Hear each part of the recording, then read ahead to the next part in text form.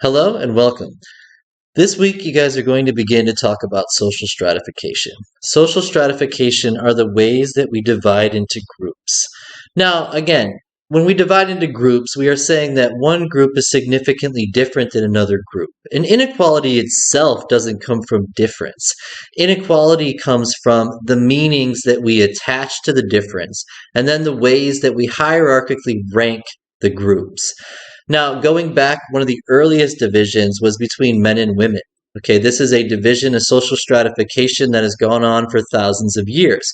You also have the division between social classes, people of socioeconomic status based upon education and job prestige and wealth and overall power of their lives. Now, what group you belong to and where you belong to in that group is associated with your status. And so, depending on whether you have a dominant status or a minority status, this can highly influence your life chances. So, this week and next week, you guys are going to be looking at forms of stratification, ways that we divide into groups that historically were hierarchically ranked unequally, so that one status had a higher social position than another status, which then influenced the life chances of those in a dominant majority status and influenced the life chances of those in a subjugated minority status. For example, women historically are the most oppressed group. There is no group, not Jewish persons, not African Americans, not Native Americans, who have been subjugated more than women. And historically, this goes back for millennia.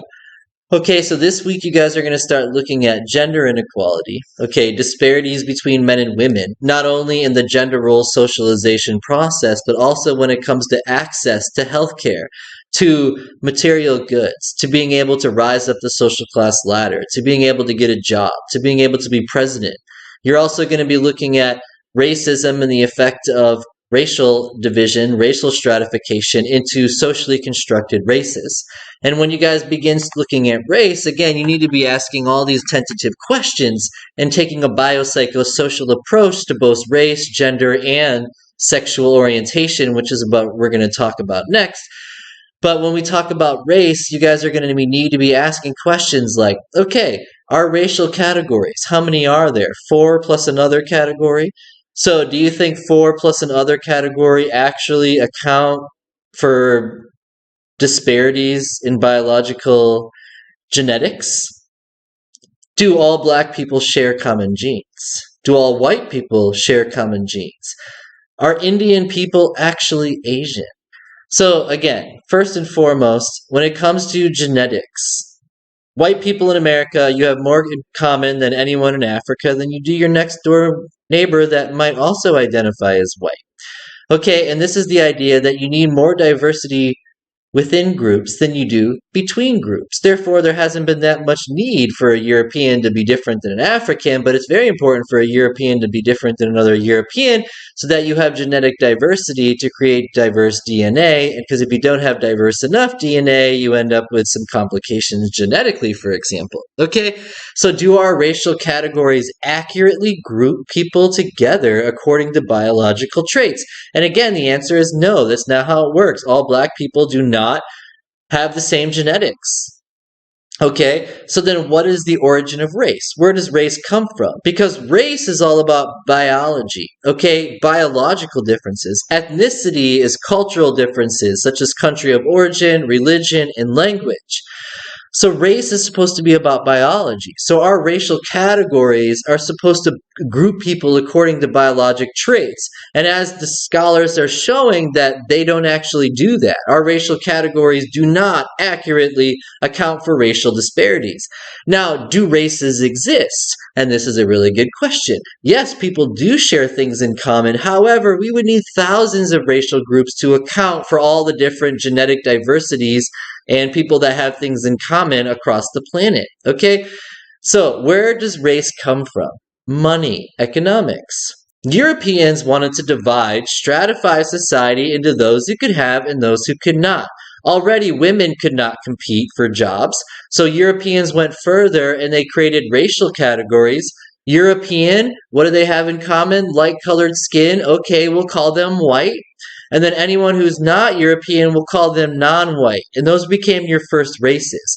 And basically your race just said, okay, you have light skin, you can get a job. Anyone with not light skin, we're going to, have prejudice and discrimination against you and make sure that we subjugate you into the lower classes.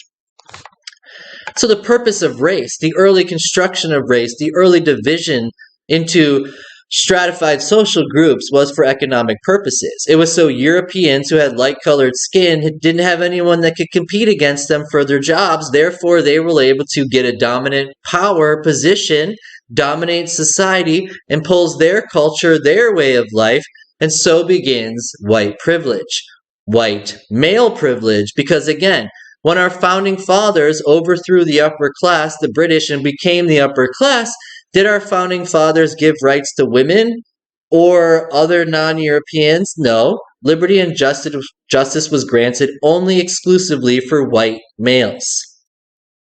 Okay, so again, the origin of race, money, economics. So one group could dominate another group. Guys, there's no such thing as black or white pre-1600s and 1700s. I mean, that just didn't exist, okay?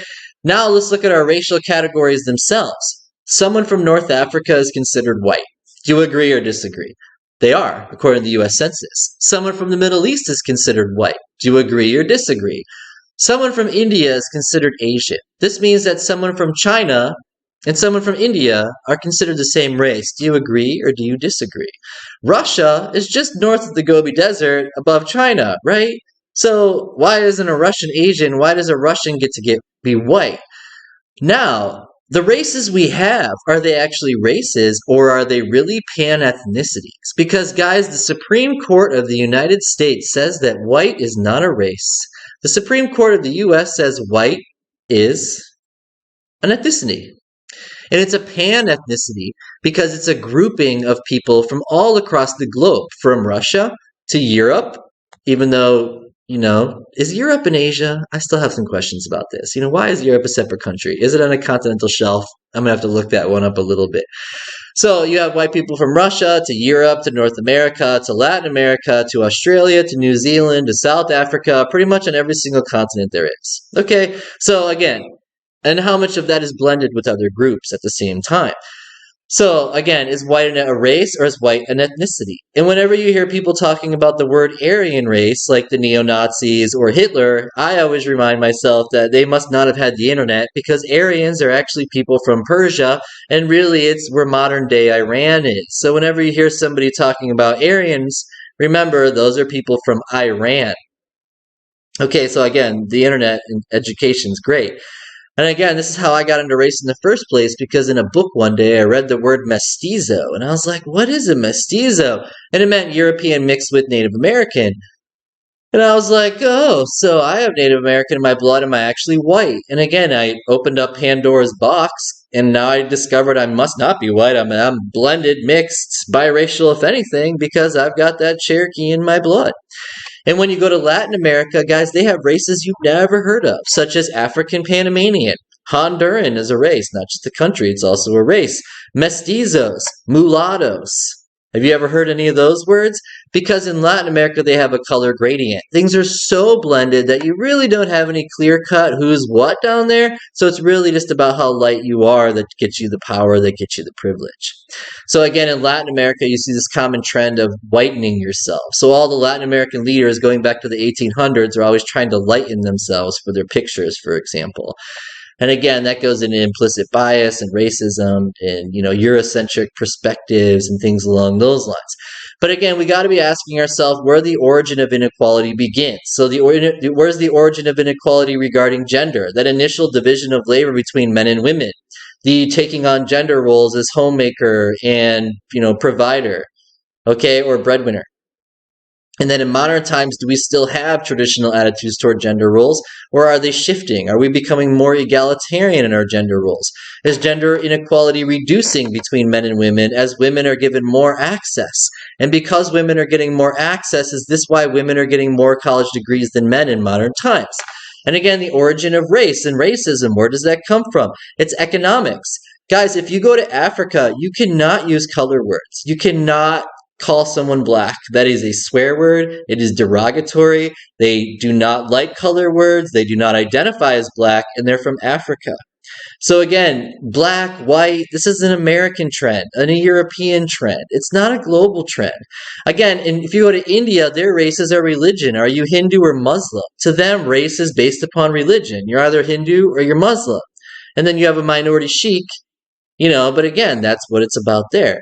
And then in Asia, it's country of origin. Are you Japanese or Chinese? Because I don't think the Japanese and the Chinese think they're the same race. I'm pretty sure they think there's something different altogether. Again, I'm not going to speak for the rest of the world, but that's the way it is. So the origin of race is money. A couple hundred years ago, Europeans wanted to dominate society. They made up, they socially constructed through symbolic interaction,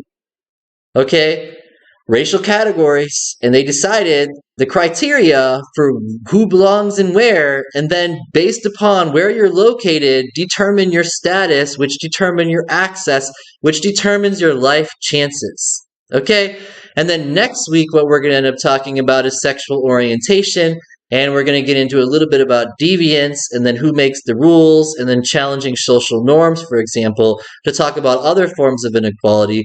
But this week, you guys are really looking at gender and race. So as you're looking through this week, make sure you look through the lesson overview. And again, you're going to be looking at race, gender issues, and sexual orientation. You guys are going to watch a video on race. You're going to do discussion 5. And you're also going to complete your finer paper proposal. And I sent out an essay template for a good way to structure things in case you guys have any questions on how to do that. Here is the video on race, so make sure you guys watch that. And then for your discussion this week, I really like this discussion question. This one is talking about institutional discrimination. And whenever I first think about institutional discrimination, I usually like to look at hiring managers first, because this is where you kind of have this subtle institutional discrimination. Aside from the overt institutional discrimination, like not allowing Jewish people in Harvard, for example, not allowing women to vote, for example, you have more subtle forms of institutional discrimination in modern times. For example, in my race and ethnicity book that I teach out of for a diversity class, there's a great story. Not a great story, this is really dark and depressing, but a very enlightening story about names. So a white-sounding name tends to get the call back 8 times to every 1. And I had a student I was talking to about this last semester, and after the lecture, the student came up, and they're like, yeah, I applied for this place several times with my black-sounding name, and my mom, who's also a black woman, said, hi, why don't you apply with your middle name, Nick? So he applied as Nick, got the call back like the next hour, and then he went in there and he gave them all a piece of his mind. And I was proud of him, maybe not for the conflict so much, because again, how do you resolve conflict is another issue. But, again, he was discriminated against because he had a black sounding name. And again, who gets hired most? John or Muhammad? Who gets hired more? Emily or Latasha? And this is a sad reality, guys, and that's why I mention it. We have to, if you want to destroy racism, you want to destroy prejudice and discrimination, you have to have the tough conversations. You have to expose prejudice where it exists. It's in the rules, the policies, the procedures, the hiring practices, the acceptance rates. It's all built in, So you guys are going to look at institutional discrimination, the ways that policies and procedures, mortgage rates are another good example, guys. Look at some news articles about the institutional discrimination in mortgage rates, how a white-sounding name gets the mortgage and an Asian-sounding name doesn't. It's always in the news. Mortgage and racial discrimination, it's always in the news, So talk about institutional discrimination and how it affects social institutions. And you guys just have, this is a good chance to really delve into social problems, prejudice, discrimination, social stratification, unequal society, life is not equitable, life is not fair, who's it not fair for and why? Why does a black woman make 40 cents less than a white man, and a white woman makes 20 cents less than a white man, but why does the black woman make less than the white woman? And why do women in general make less than the man? That's institutional discrimination, A woman making 20 cents more, who's at fault for that? I mean, that's why I like to look at hiring managers. I just wrote a great paper on hiring managers and wages for people that identify as homosexual, because hiring managers tend to pay people that identify as homosexual less. Okay, so think about all these things. Just, it's a really good chance to start delving in and start advocating, and really pushing some of these ideas to make society a little bit better, a little bit more equitable. Okay, and then your final paper proposal, you guys are going to examine a social problem. And again, it could be a theme that you've been working on for a while. So you guys are going to do an outline of your paper. And I usually use Roman numerals, capital letters, and then I get my citations and I do a little bit of an annotated bibliography along with an outline. That tends to help me. But whatever is easiest for you guys, you need to start looking into some resources. So get into the library, choose a topic, and then put that topic in there. Find a couple of good scholarly resources along with your book. If you read through those and then apply that material and then cite it, it makes writing a lot easier. If you try to go in just blind and write the paper, yes, you can do that creative writing style. But it's really helpful to have some foundation between what you're talking about. So I recommend getting on the library, pull up some articles, start reading through your topic, because this is a chance for you to grow and learn too. Again, all I wrote about for undergraduate was social class. How does poverty and things associated with your life chances? Then I got into race for the master's. And now for the PhD, I did gender diversity. Okay, so my PhD is in psychology for gender diversity. And so again, I'm covering kind of all the forms of social stratification as I go, which is why this is a great topic that you guys are on now. I hope you all have a chance to really run with it. But social problems, it matters.